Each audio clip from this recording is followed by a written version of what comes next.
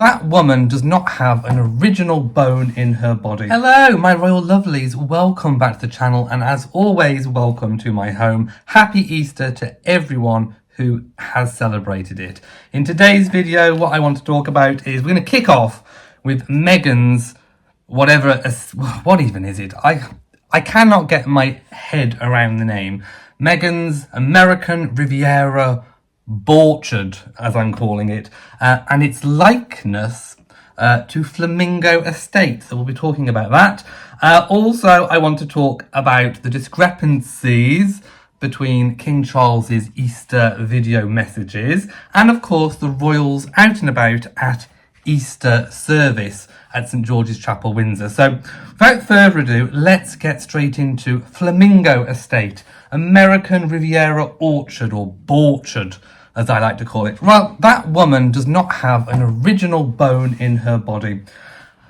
My goodness, I tell you, how many people's ideas has she ripped off? So, we were all a little bit flabbergasted at the reason why she would come up with such a convoluted, hard, difficult to remember brand. I mean, even at the top of this video, and I've mentioned her brand in so many different videos since she announced its launch, and I still struggle to remember the name, basically. So we all sort of wondered, what was it? Anyway, it's come to light. People, eagle-eyed people, have noticed the likeness, the similarity to Flamingo Estate. We'll have a look at the Flamingo Estate website in a moment. But it is a luxury kind of homestead lifestyle brand, and Flamingo Estate is run by fashion and retail industry expert Richard Christensen and his partner Aaron Harvey. And apparently their pink 1940s home was once a porn studio. Well, very apt with Meghan opening and closing her briefcase for all and sundry.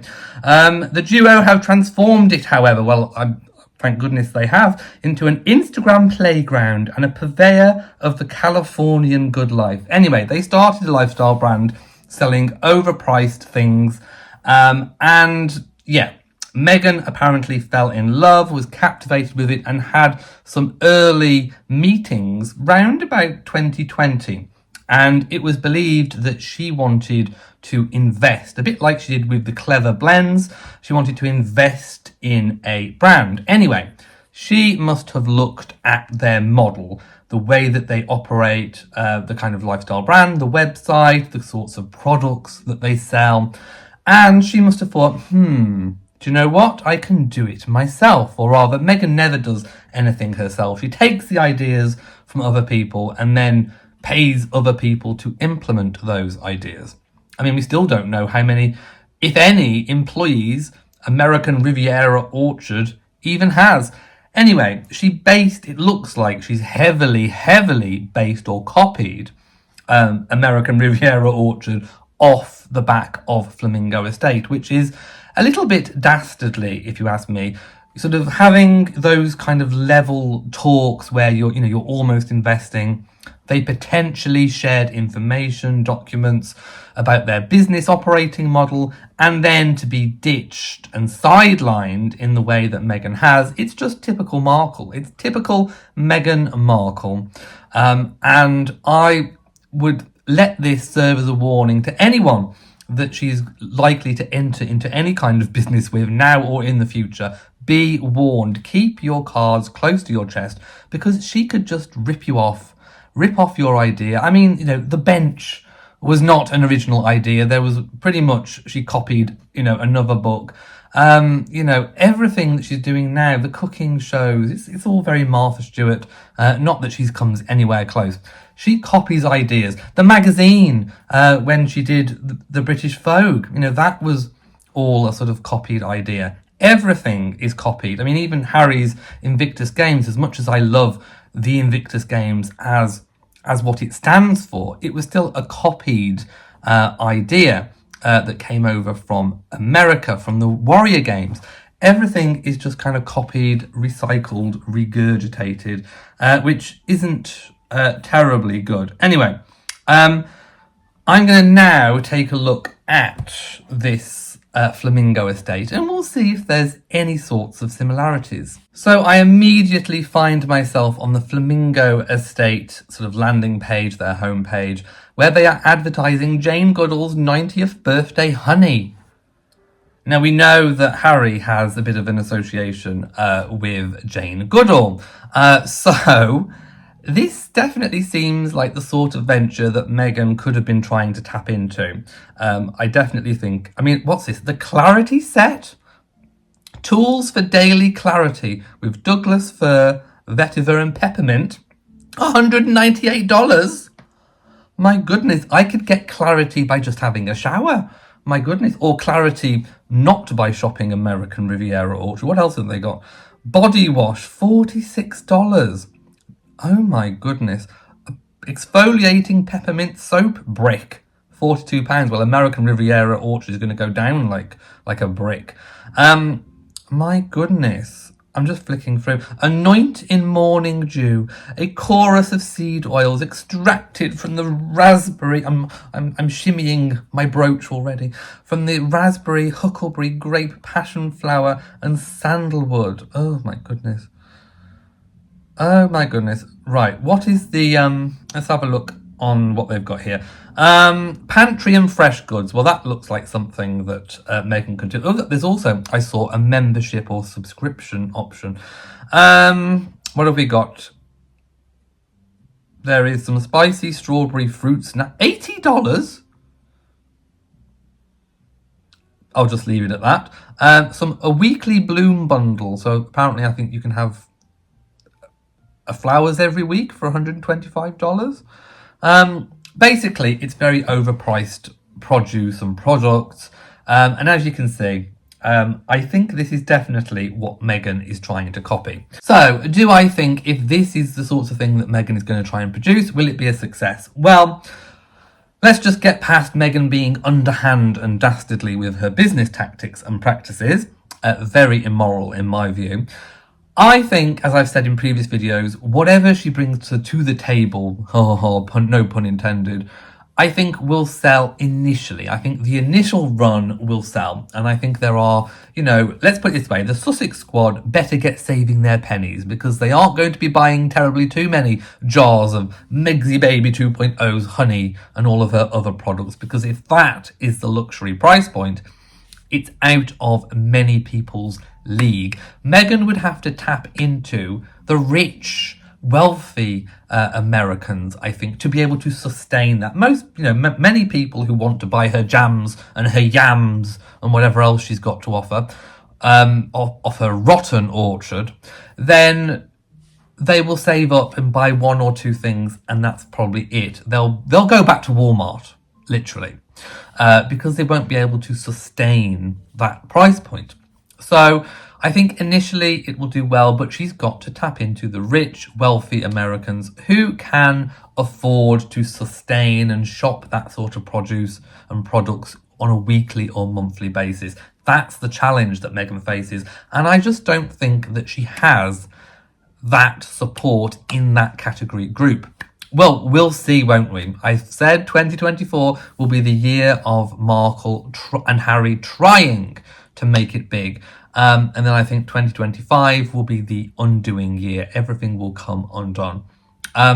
So, yes, she would have to sell... I mean, she's selling high-value items, which you can normally get away with selling less. But to sustain and make the level of money that she needs, she also needs to tap into that mass market. And I think it's doomed from the start because all the things that she's needing do not necessarily go together. So to have a high volume of high value products from the higher echelons of American financial society, i.e. rich people, doesn't really matter about the demographic of the rich people, but just rich people that can afford, $40 jars of jam, basically.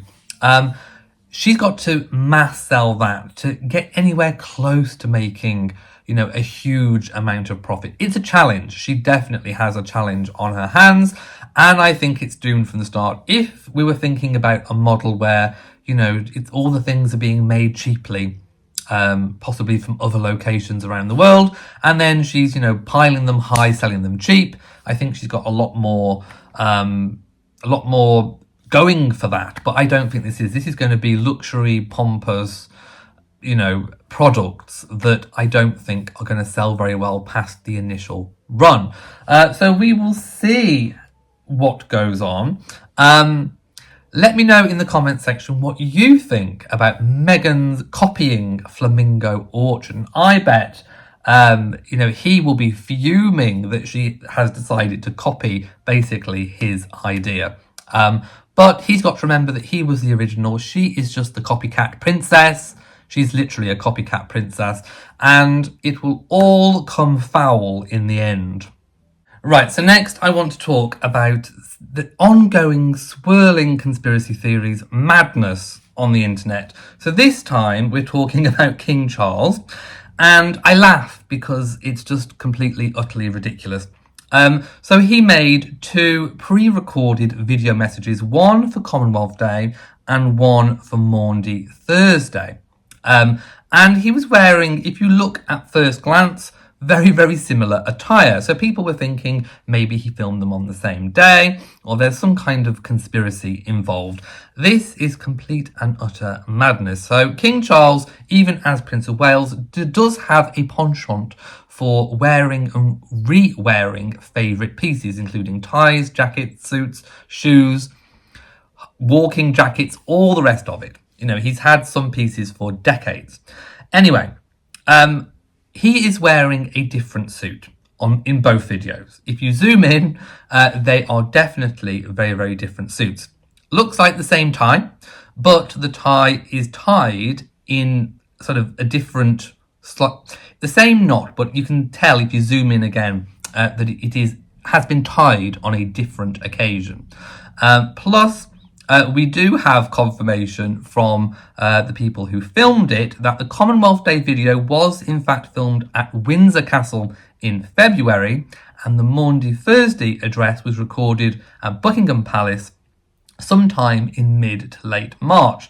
So 2 different locations, 2 different times, very similar patterned suits, the same tie, a very, very similar shirt, and 2 different locations. So definitely no conspiracy here. But the palace is not making itself, it's not making it simple, is it?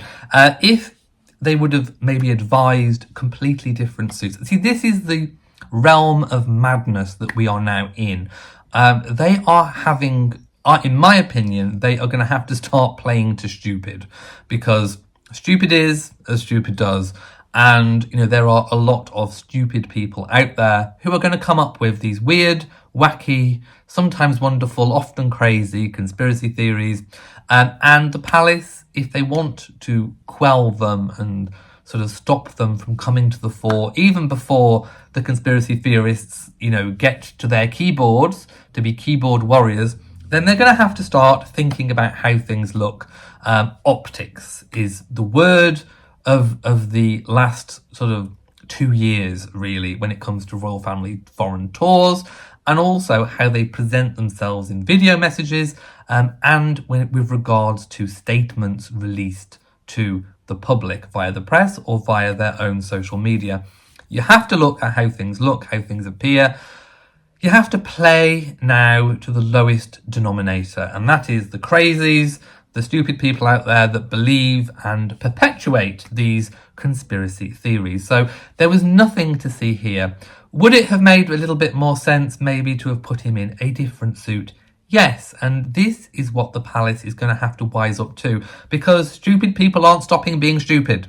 As much as we want people to, you know, use their brain and think for themselves and actually, you know, really look at things, then it's not going to happen. They are going to have to start thinking, playing to the lowest denominator. And that is what I think we're going to have to see here. So next, I want to talk about the Easter Sunday service at Windsor, St George's Chapel. It was delightful to see the King in person, out and about, for his first public event, engagement, if you like, in months. So we've seen him, he has been visible, we've seen him in cars, we've seen him attending church, we've seen him in video messages, we've seen him in photos released from the palace. He has been continuing his work, but it was lovely to see him sort of back and in person, meeting and greeting people without gloves even. So what does this mean? I mean, I can now, I suppose, change my opinion on Trooping the Colour. I said before in the previous video that maybe he'd be trying to keep away from the general public. Maybe he'd be in a closed carriage. I mean, if he carries on and continues in the way that we've seen him over Easter, he could be pretty much attending Trooping the Colour in his normal way. Maybe not on horseback, maybe still in an open carriage. But this is something that we take sort of day by day. The palace is taking it day by day.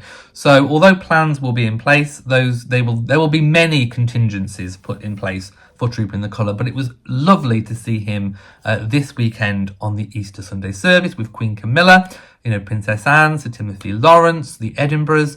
Everyone looked absolutely stunning and fantastic. And the King looked healthy. I've noticed in previous weeks that his fingers and hands are looking a little bit more healthy, less red, less swollen fingers, almost waving goodbye to sausage fingers. He does look pale, and I think he has been tired, but he looks well. And the fact that he was able to greet people without even gloves, shows that I think the treatment is headed in the right direction. There has still been, again, conspiracy on social media, people saying that it is pancreatic cancer. That has not been confirmed by anyone, so be careful and be warned. That is entirely speculation. So whatever it is, whatever type of cancer it is, whatever type of treatment he is having, and bearing in mind he has not lost his hair. I know with not all chemo treatments, you don't always lose your hair. I've had many people come on the comment section and tell me about their treatment and the fact that they didn't lose their hair. There's tablets, you can have it done by IV. There's all sorts of different combinations of drugs and treatments available. What we can tell is by looking at King Charles, he has not lost his hair, and he is looking well. Pale, but well. Less swollen, less bloated, in certain places. And the fact that he is able to shake people's hands, return to the royal walkabouts, be seen in public, shows that things, I think, at least are progressing in the right direction. And he is heading back to normality for him. And it must have been a huge struggle not to meet people and not to carry out those engagements, especially, seeing, for example, his wife, Queen Camilla, going off doing all of these solo engagements where otherwise he would have attended with her, or rather they would have attended together as a pair, as a unit. So I think he will be really looking forward to returning to royal duties. I will play lots of different clips and show some photos of the Easter service. It did look incredibly good, and it was lovely to see them all out and about. Sarah, Duchess of York, was there with Prince Andrew. She always looks incredibly animated, and it is nice to see her at all of these events. Now, of course, this is a private family service, so it is not a big public event. And of course, Sarah, Duchess of York, has been incorporated into family situations since Her Late Majesty's passing. So there we go. Royals attending the Easter service, as I've mentioned, King Charles and Queen Camilla, Prince Andrew and Duchess Sarah, or rather Sarah, Duchess of York, Prince Edward and Sophie, James, Earl of Wessex, but no Lady Louise Windsor for the second year running now. This is because she is at university. She is now 20 years old and she is studying, and Easter is revision week for many, many students up and down the country. So that is why we would expect to see her returning to these sorts of events once she has finished her full-time education. So yes, it's really, really nice to see them arriving. The service seemed to go very, very well, and King Charles looked incredibly happy. I loved Princess Anne's outfit. She always looks good, and green is definitely her colour. And she teamed it with those beautiful tan boots and tan accessories. Just looked absolutely stunning. So I feel like we are on a return to normality, and I think that is absolutely key. I just had a little thought about Meghan pimping out Archie and Lilibet, especially when it comes to products and, well, the clothes. I can see it now. There's going to be an Archie and Lilibet themed line of clothes, but I think what she'll do, and I'm going to make a prediction now how she's going to do it, so let me know if you agree with me. I don't think she will literally have them wearing whatever attire she wants to flog in the actual adverts, in the actual pages of the website. I actually think she'll get other children that almost look similar to Archie and Lilibet. I think she'll get, a ginger-haired sort of boy, or, someone that looks a little vaguely like Princess Lilibet. Not that we've seen much of them.